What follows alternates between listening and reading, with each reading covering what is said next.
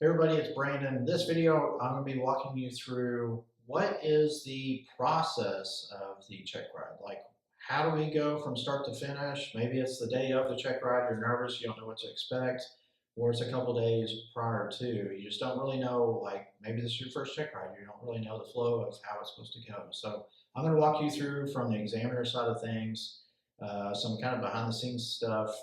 So that way you kind of know what to expect and help you out. So first things first, you're going to show up the date and the time that we've already scheduled for your check ride. And first thing I'm going to do is I'm going to just meet you. I'm going to sit you down and show you around the facilities, show you where the restrooms are at and how to get outside, our exits, and show you. I provide coffee and water and cokes and snacks and stuff for all of our students or applicants. And also I'll kind of set you down and make sure you have access to my Wi-Fi, so that way you can bring up items on your computer or your phone or your iPad, especially when we're going through like the test. If you ever need to log in to get some weather information and stuff like that, walk me through like an updated weather brief, and you have that opportunity to use my Wi-Fi and everything. But one thing is, I just want to get to know you. Like, where are you from? You know, what's your history? What's your background? What's your how'd you get into flying? What's your goals with flying? Is it just stay with the private pilot stuff, or you want to do airline stuff, or go fly military? Kind of, what's your background? I grew up a country kid out in West Texas, growing up on farm and ranch, farming cattle, and hunting and fishing, and I love NASCAR and stuff like that. And you know, I want to know more about you and everything. So we're gonna be I have the opportunity to spend the next couple of hours with you and stuff. So I just like to get to know everybody on a personal level and everything. So I really enjoy that. That's one of my things I enjoy most out of instructing is to get to know everybody. Everybody comes all different walks of life, and you know, I've known people that I would have never guessed in a million years we'd have any common interest or knew anybody, but come to find out their uncle was our old math teacher back in high school and stuff. And so it's kind of cool to know everybody's background and everything. So main thing is we're going to have this plan of action. So as examiners, we spent tons of time developing these plan of action. So I have different plans of actions for each check ride that I'm going to administer. I got one for sport pilot, private, instrument, commercial, and so on. So when you come in, my plan of action is it's my checklist to make sure that we meet all the requirements and everything's good to go, and then also to help me administer the test, but also at the very end to finish up the test, make sure all the paperwork is completed the appropriate way and that the test is closed out appropriately. Okay, so there's a lot of preliminary functions that I have on my plan of action. So it's okay, applicant's name, what type of aircraft, the date, the time we're doing check ride, what's my DMS approval number in order to administer this check ride, and the applicant's FTN number and application ID number. And then we get into the pre-test briefing. I have to give you kind of an overview of the test, where the facilities are at. You know, we talk about cell phone usage and stuff like that, and to also confirm the type of test that we're going to be going over today, and to give you an outline of how my plan of action kind of works. And then it gets into the checklist portion of it. So I'm going to go through and make sure you have a current and completed 8710 application, your pilot documents, and all my document stuff is correct. And also we start getting into the endorsement side of things, make sure all the endorsements are correct. Make sure that you meet all the aeronautical experience. You're not lacking any nighttime or any night landings, or you've had your 3 hours check ride prep within the past couple months. And if your part's 141, do you have a certificate of graduation from part 141? But also, do you meet the requirements of that part 141 curriculum? I have a section for aircraft equipment, so it's my checklist to make sure that the aircraft is airworthy, where you have all the correct inspections and logbook entries. And then also there is a checklist to make sure that you have brought all your required personal equipment. So that's a view limiting device, computer, plotter, FAR-AIM, current charts, and it doesn't matter if they're printed charts or electronic version, like on ForeFlight, as long as they're all up to date. That's all that matters there. And then it gets into the pre-test briefing. So the FAA is very specific on a lot of bullet items that we have to include into our pre-test briefing. So we're going to let you know, kind of overview how long it's going to take, the 3 possible outcomes, confirming that this test is like I said, this is not my test, this is the FAA's test. And to make sure you're aware that we're testing in accordance with, in this case, the private pilot ACS, and it is also the latest version of the ACS. And then we're going to get down to having you electronically sign the 8710 application. After that, that's the last step. And after that, I have to say the 4 magic words that the test has begun and write down the time that the ground portion has started.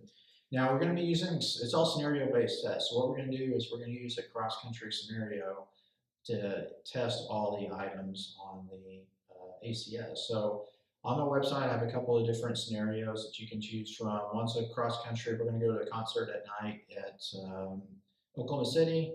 So we're going to fly up there today, come back at night with a friend. We got another one to go to College Station, go to a football game, and then we're going to come back at night. And another one that we're going to go to Amarillo and eat a big steak dinner and come back at night. So whichever one you choose, we're going to use that scenario to test throughout the whole entire exam. So when we start with pilot qualifications, let's say, okay, we're going to go to that concert tonight at Oklahoma City. What is, how do you maintain your currency as a pilot? What documents do you need to have? And so on. So we're going to walk through the task A, pilot qualifications. Then we're going to get into task B, airworthiness requirements. How would you determine that this aircraft is airworthy? What's the appropriate inspections? What if something is broken on the airplane or something's not working? What do we do about that? Weather, okay, what does the weather look like for today's flight? What's the specifics that you're looking at, with those weather reporting items and whatnot. And then, did you make a go decision or no go decision? Cross-country planning, did you go direct? Did you go around some type of airspace? Did you zigzag? Like, how did you determine that routing? And let's get into specifics about the cross-country planning. We get into specifics about airspace. We get into performance limitation in the task. Like a good example is what's the takeoff landing distance going to look like today? What does the weight and balance look like today? Is it going to be safe? Systems, you start getting specifics about the aircraft. So remember, you're a pilot command.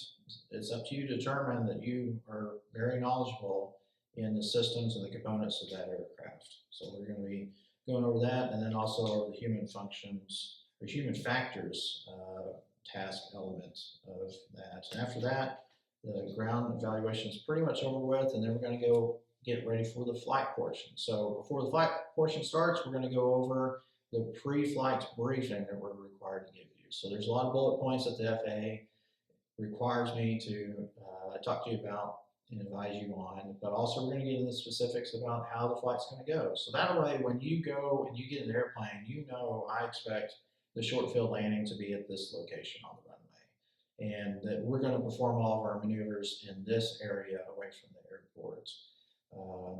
And so everything's already pre-planned and pre-thought out and everything. So when you go out to that airplane to go start your pre-flight inspection, that we have a clear plan exactly how everything's going to go. After that, I have my checklist of all the maneuvers that I have to test, and it's in the ACS. So we're going to go through and I'm going to mark those off one by one as we're getting those completed. And then at the end of the flights, I'll write down the time and the total time it took to get that flight completed. And then also, there is a post-flight briefing that we're going to give you, and this is my checklist to make sure that we go over the flight and the whole check ride, and that I complete all the paperwork appropriately. Okay, so one thing I tell a lot of applicants says, hey, just because an examiner is writing down things on their plane of action does not mean you're doing anything wrong. Okay, so what I do, I would say 90 to 95% of everything that I'm writing out while we're going through the ground portion or the flight portion even is I'm writing down things to keep track of things. So if I ask what your personal minimums are and I don't write those down, I'm going to forget them.